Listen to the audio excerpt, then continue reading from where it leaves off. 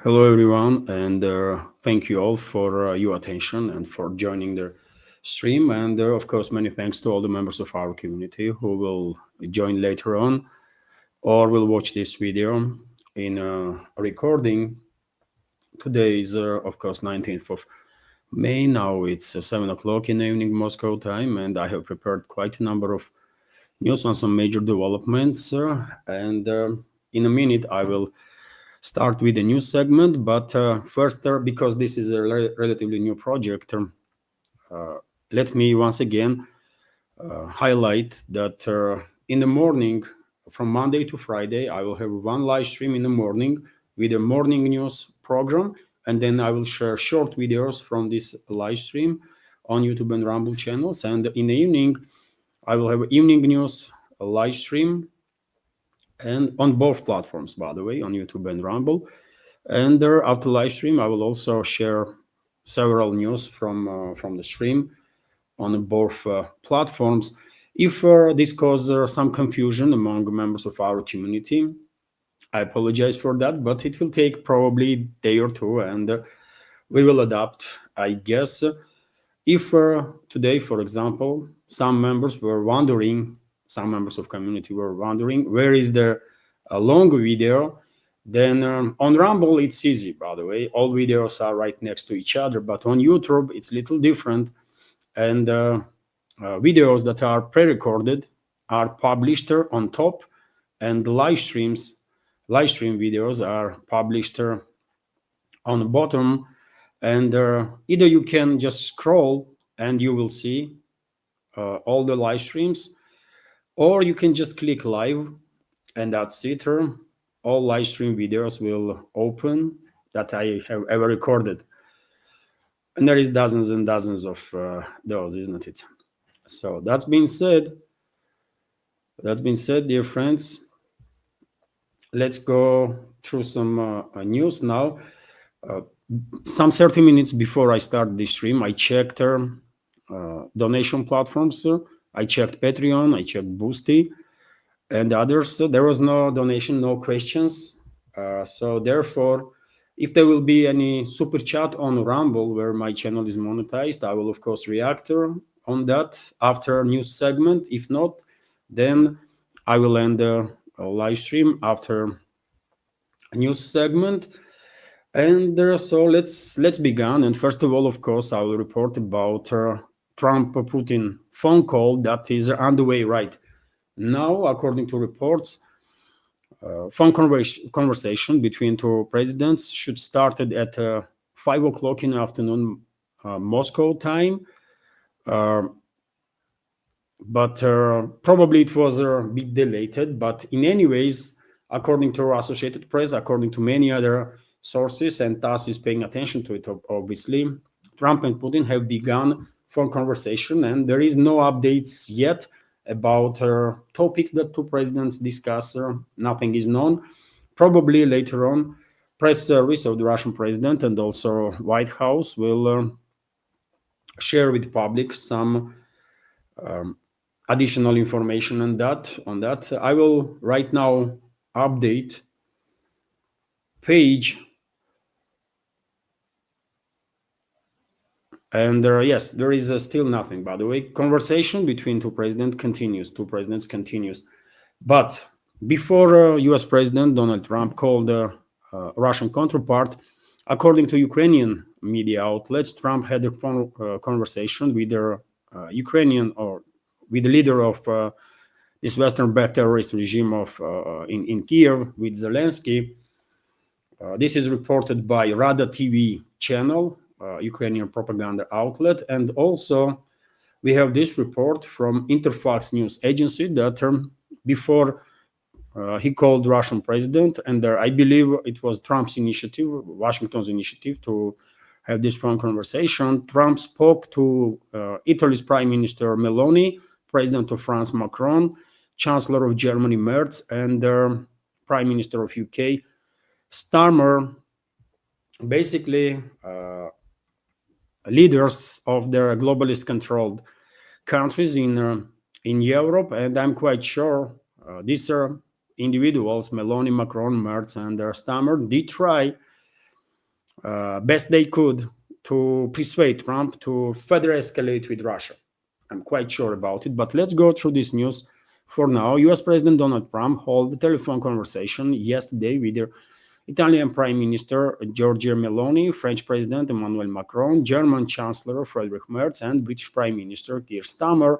Italian Council of Ministers said in a press release on Monday.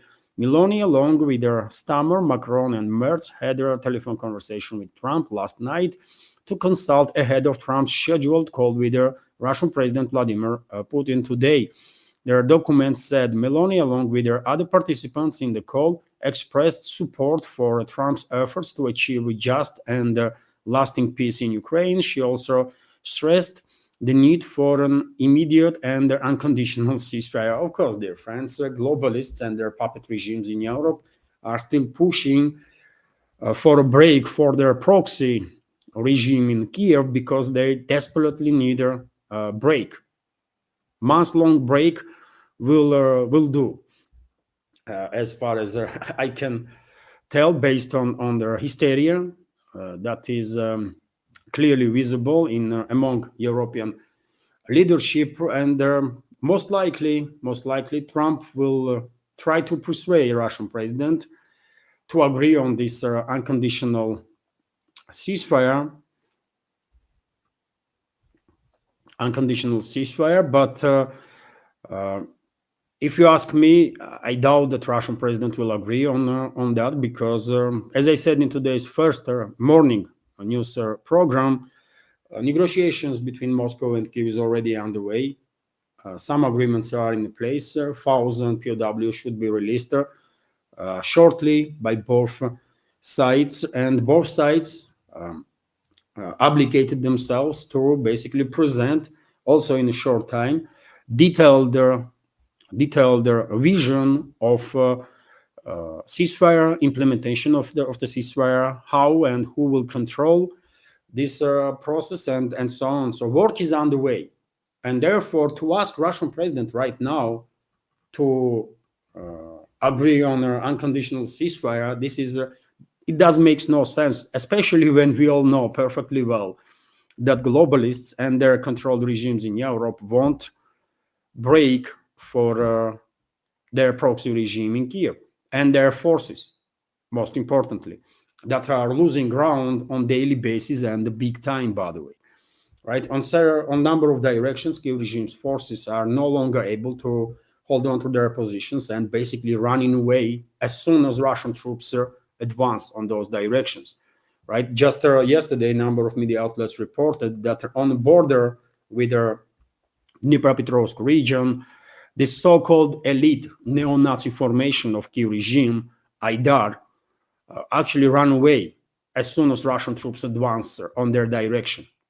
And this is not some separate occurrence. Similar stuff is happening on other directions also. So therefore, talk between Russian president and the US president will be difficult, as far as I can tell, maybe even very difficult. And in my personal opinion, I think we should expect a significant escalation from Washington after this phone conversation.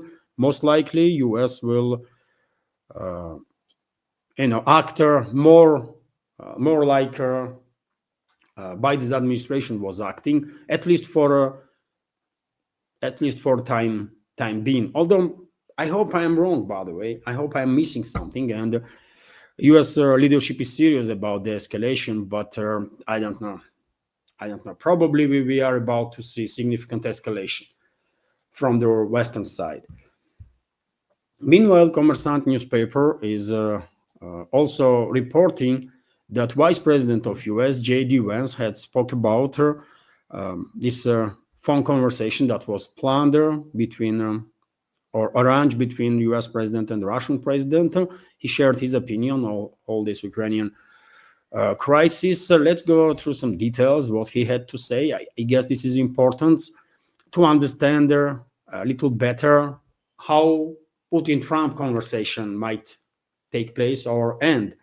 So U.S. Vice President J.D. Vance said that peace talks on Ukraine had reached something of a stalemate. He warned that unless Russia was involved in a peace process, Americans would have to stop their efforts to achieve peace. Mr. Vance also noted that Russian President Vladimir Putin did not fully understand how to resolve this crisis in Ukraine, and I think this is a very premature statement on part of J.D. Vance. He should understand that maybe he being called in U.S. future president, but I mean, he is a lightweight, and Russian president is a heavyweight, right? And I don't think J.D. Vance is in a position to say that Putin didn't understand how to resolve the crisis in Ukraine. I mean, this is this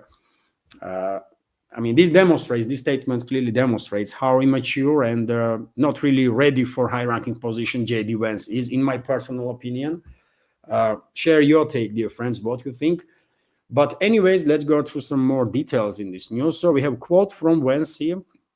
We understand that there is some impause in a situation, some sort of a pause. And I think the president, Donald Trump, is going to say to the president of Russia, Vladimir Putin, look, are you serious? Are you serious about this? Mr. Vance told reporters, noting that he had just spoken with Donald Trump. Well, I mean, yet again, is this language which should be used there, this extremely unofficial way to communicate with Russian president? I don't think so. So if I was advisor to Trump, I would tell to him that, you know what, just be extremely respectful, because before you is a president of a nuclear superpower and heavyweight, one of the few heavyweights that is still left in this world when it comes to politics and the geopolitics. So I don't think U.S. president are gonna talk with the Russian president if they are like childhood friends and, you know, are you serious about it? Or no, this is not the way to go for sure. But anyways, dear friends, as I already said, Vladimir Putin and Donald Trump will hold their phone conversation. We're planned to hold phone conversation on May 19th today. It was scheduled for 1700 hours or 5 o'clock in the afternoon Moscow time. And if a conversation between the two presidents started exactly at 5 o'clock, which is, I guess, 10 a.m. in Washington, then it's more than 2 hours now that presidents are talking. Before I end this stream, dear friends, I will check once again for any updates. If there will be additional information, of course, I will share this with you. But this is what Vance was saying. And yes, I'm a bit disappointed because I was expecting that he will be a bit more heavy in his judgment and in his language, a bit more serious. But I mean, this comes with experience, I guess. I don't know what else to say. Anyways, dear friends, TASS News Agency is reporting that official spokeswoman of the Russian Foreign Ministry, Maria Zakharova, once again commented on Ukrainian crisis and on Russian stance when it comes to resolution of the Ukrainian crisis. Russia in Ukraine talks follows principles set forward by Russian President Putin in 2024.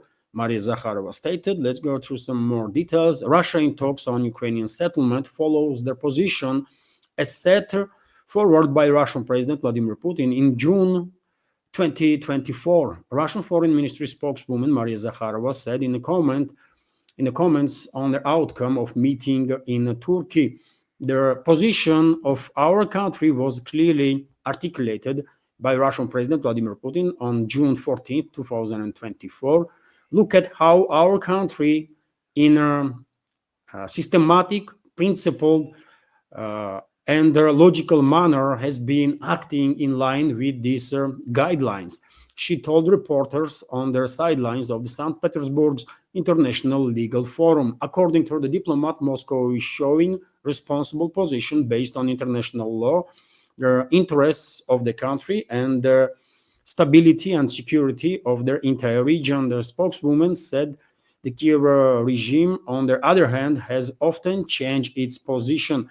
It was evident even from their Istanbul talks alone, one thing in the morning and another in the evening, and still another the next morning. And it is like that all the time, Zakharova said while commenting on behavior and of the Kiev regime during this recent and Kiev regime's representatives. First of all, Zelensky, by the way, during this recent talks in Istanbul between Russia and Ukrainian delegations, and she is absolutely correct.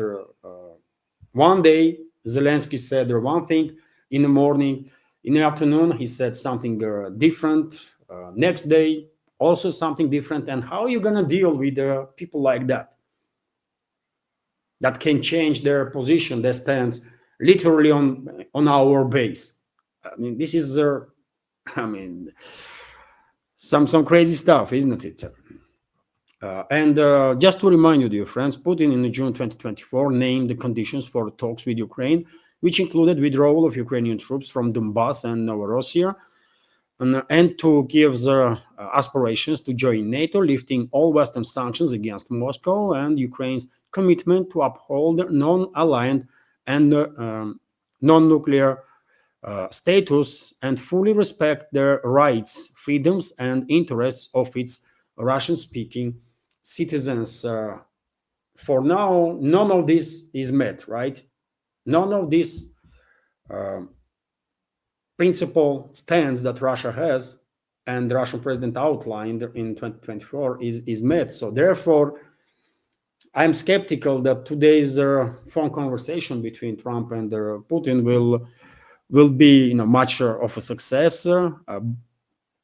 Representatives of two presidents, maybe even presidents, probably will say that conversation afterwards, that conversation was interesting, and they will praise each other, maybe, and that's about it. I don't think anything realistic gonna come out of these talks, because clearly Washington is not yet ready to confront globalists openly, and therefore Washington is not yet ready to acknowledge defeat of the globalists, defeat of the collective West in this proxy war against Russia, and to agree on the concessions before Russia. And until this is the case, one should not expect some breakthroughs, really, either on the ground or on the political or geopolitical stage. Let's continue with some more news. And TASS news agency is reporting that press spokesman of the Russian president was asked, Dmitry Peskov was asked about possible meeting, face-to-face meeting between Trump and Putin, and he said that such a meeting is not yet in preparations, understandably so, because yet again, I find it difficult to understand what two presidents gonna talk today during this phone conversation. I mean, they can exchange opinions about many topics, okay? Ukrainian crisis, Iran nuclear deal, some other major events in this world, but that's about it, I guess, right? Maybe Trump will try to, talk with the Russian side about some potential economical cooperation between the two countries and so on. But yet again, when it comes to Ukrainian crisis, as long as there are globalists, as long as the Western ruling class is not ready to acknowledge defeat and agree on the concessions, one shouldn't expect any breakthroughs. And if U.S. leadership is, stands are strong enough, at least inside U.S., then they should start confronting globalists openly and really walk away from all this bloody tragedy that globalists provoked, while using U.S. as their main enforcer, because they were in charge of U.S., isn't it, at the moment? But if U.S. stance are not strong enough, if U.S. administration stance are not strong enough, then these talks will have no actual meaning or result. RIA Novosti, meanwhile, is reporting that Bloomberg reported what Trump might decide to do after talking with Putin. So US President Donald Trump might agree to impose crushing sanctions against Russia as proposed by Republican Senator Lindsey Graham. Bloomberg reports, citing European officials, Trump is considering approving the sanctions bill if Russia does not make concessions, the article says. I mean, do you see, dear friends, that clearly leadership of US is in some parallel universe? They don't really understand or pretend maybe that they don't understand what is going on in reality, because if any one side has to agree on the concessions, it's US and it's collective West, not Russia. And they might threaten us with whatever sanctions, whatever actions they want. It will not change our stance, and it will only further deteriorate position of very same West, US included. So, okay, as I said in the beginning, dear friends, most likely that's exactly what is going to happen. After these talks, Washington probably will start acting more like Biden's administration was doing, extremely hostile, and that will last for quite some time until Russia will achieve unconditional victory on the battlefield. And in that case, we might see the escalation when Russian troops will either reach borders of the Western Ukraine, or maybe even borders of Poland, Hungary, Romania, and so on, Slovakia. Ball is on the Western side. If they want to continue, okay, Russia is ready. And the Russian president was very clear on that Russia has all the resources needed to achieve all the goals that special military operation has. But if West is ready to truly de-escalate, then Moscow is open for that also. But I mean, Western representatives have to be realistic.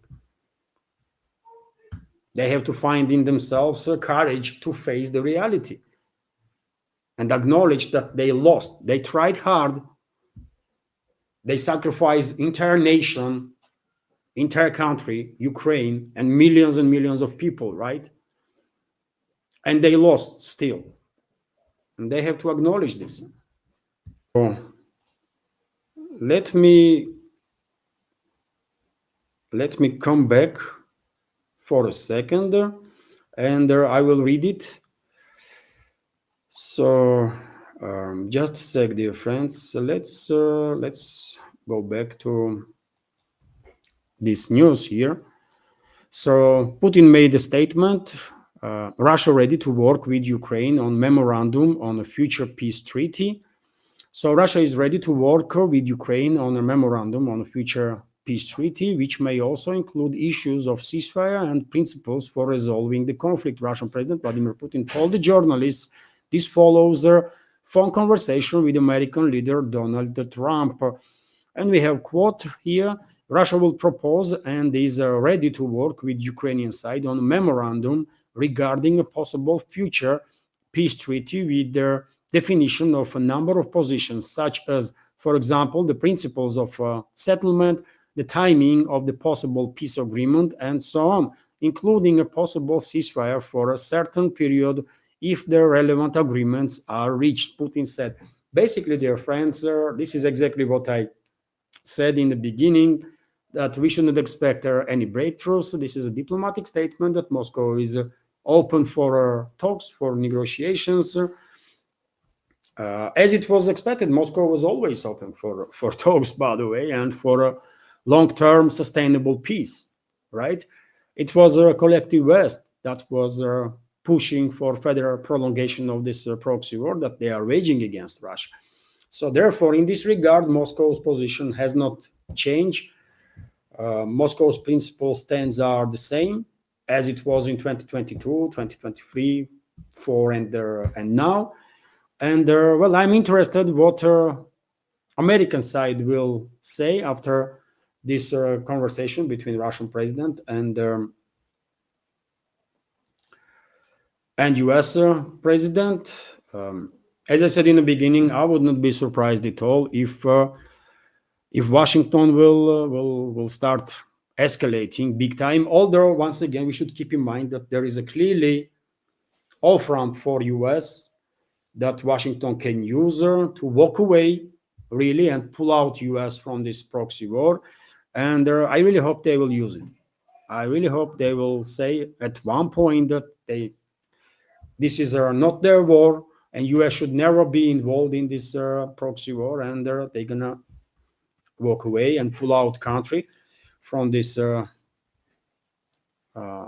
bloody tragedy that globalists provoke. So there is, and therefore I think there is a possibility for both scenarios.